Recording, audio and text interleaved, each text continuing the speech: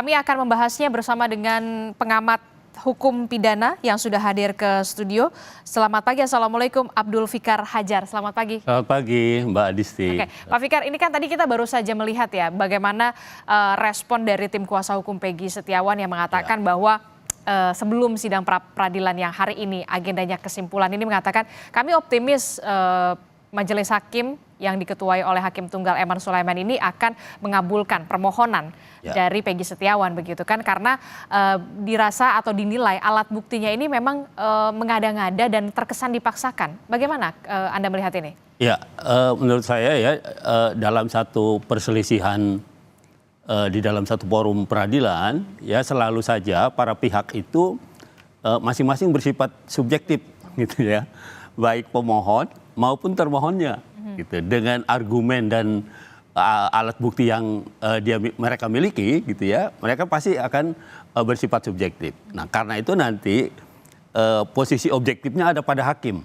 karena hakim yang akan melihat apakah argumen yang kemudian didukung oleh bukti-bukti yang diajukan oleh para pihak ini saling mendukung, mana lebih kuat gitu umpamanya soal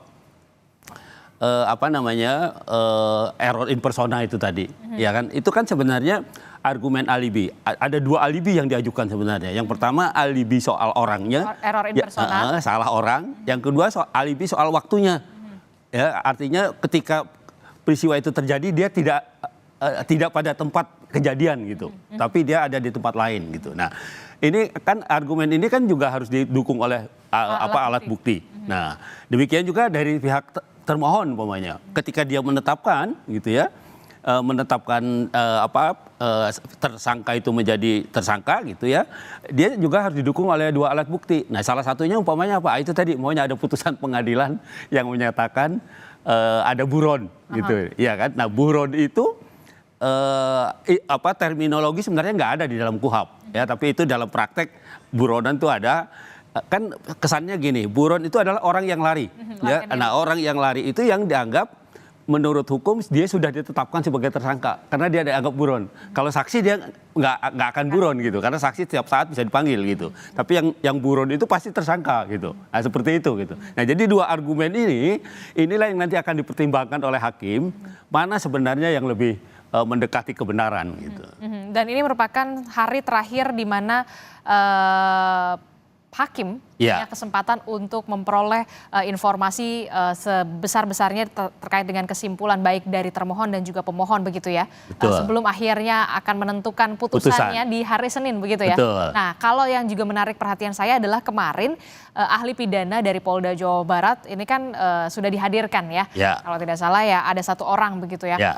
Singkat sekali sidangnya kemarin begitu ya, yang mengatakan bahwa sebenarnya penetapan tersangka dari Peggy Setiawan ini sudah memenuhi syarat begitu ya, karena sudah memenuhi dua alat bukti, ya kan, walaupun tidak ada pemeriksaan sebelumnya terhadap Peggy Setiawan. Anda melihatnya bagaimana?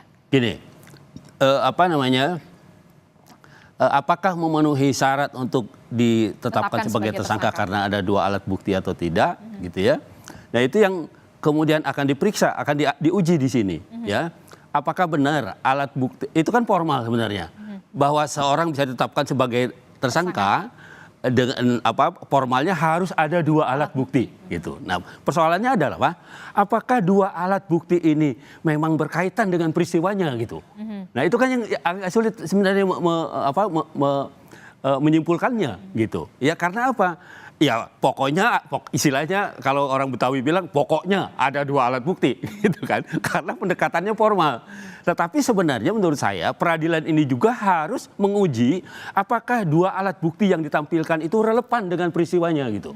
8 tahun yang lalu. Iya, itu yang makanya saya bilang harusnya diuji juga gitu. Jangan yang pada saat sidang pembuktian kemarin. Iya, karena ini penetapan tersangka. Artinya gini, penetapan tersangka mestinya selain pendekatannya formal juga harusnya material juga. Maksud saya selain ada dua alat bukti pun harus bisa dibuktikan bahwa dia memang berkaitan dengan peristiwa itu gitu. Tidak terlalu beririsan dengan nanti sidang pokok materi perkara. Kan begini, belum masuk ke pokok perkara, kan belum menyatakan bahwa dia salah atau tidak, kan belum. Tapi betul nggak orang ini yang memang melakukan tindak pidana kan pelaku itu yang dimaksud ya, melakukan perbuatan itu. Betul, yang disangkakan betul nggak ini gitu.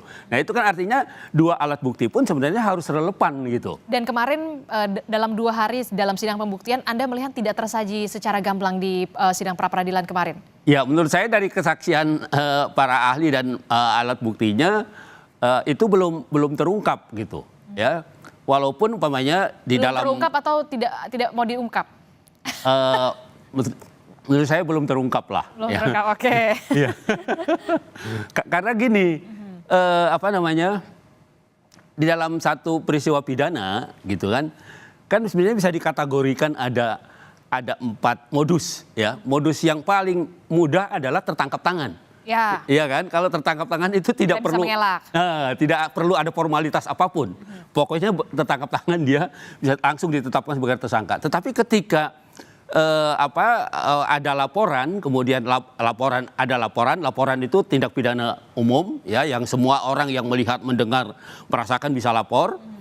Ada juga pengaduan itu khusus untuk delik aduan, tindak pidana yang hanya dijalankan kalau diadukan oleh korbannya gitu ya kan. Nah itu artinya perlu ada pengaduannya kan, perlu ada pengaduan, dan untuk mengadu itu harus ada panggilan dan sebagainya gitu.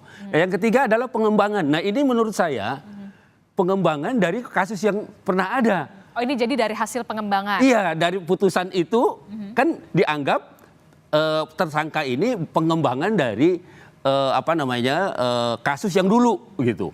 Dulu dia bersama-sama gitu. Nah persoalannya adalah yang jadi soal yang akan dinilai ketika dulu dia sudah disita, tadi saya dengar motornya, ya kan, barang buktinya. Barang buktinya tapi kok tidak ada tindak lanjutnya. Ya, baru 2024. Nah setelah 8 tahun baru ada tindak lanjutnya gitu. Nah ini juga meragukan gitu.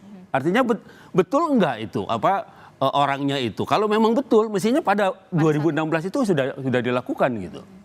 Itu yang juga menjadi pertanyaan, ada apa itu kan, Pak Fikar? Nah itu dia. Nah, saya kira pra-peradilan ini belum tuntas nanti memecahkan masalahnya, tetapi nanti di persidangan pokok perkaranya akan nampak benar gitu. Kenapa baru 8 tahun ini diproses gitu, iya kan? Kenapa baru ketika ada filmnya ini baru jalan lagi, umpamanya seperti itu kan? Nah itu juga jadi pertanyaan publik gitu. Dan ini menurut saya bisa menjadi presiden dalam pengertian orang akan berpikir juga, jangan-jangan saya dulu punya kasus tiba-tiba muncul, ya kan? Sudah 8 tahun, beberapa puluh tahun yang lalu, viralkan saja di media sosial, karena no viral no justice. Nah itu dia yang kemudian harus menjadi PR tersendiri, tidak hanya menjadi ya begitu PR tersendiri bagi pihak kepolisian ya. Kita akan ulas lagi nanti usai jeda, Pak Fikar. Tetaplah bersama kami di Breaking News Kompas TV, saudara.